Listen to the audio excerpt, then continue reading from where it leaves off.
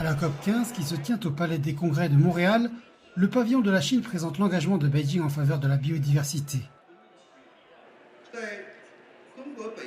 La Chine continue son exploration active pour transformer ses avantages en matière d'éco-environnement en avantages de développement économique pour développer l'éco-agriculture, l'éco-industrie et l'écotourisme.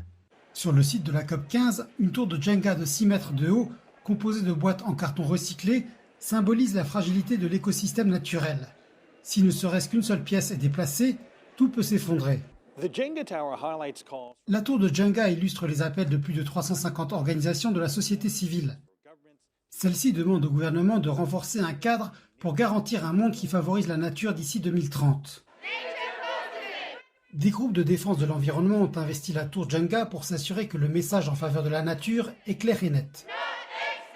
Davantage de forêts naturelles, davantage de poissons dans l'océan et les rivières, davantage de pollinisateurs dans les campagnes, davantage de biodiversité dans les sols, davantage de biodiversité dans le monde entier. Cela va dans le sens de la nature et c'est très important parce que nous constituons maintenant une société préjudiciable à la nature. Nous perdons la nature, la moitié des forêts, la moitié des récifs coralliens, 69% des populations d'animaux sauvages ont diminué en 50 ans. Le secrétaire général de l'ONU, Antonio Guterres, est intervenu lors de la conférence avec pour objectif de créer un sentiment d'urgence.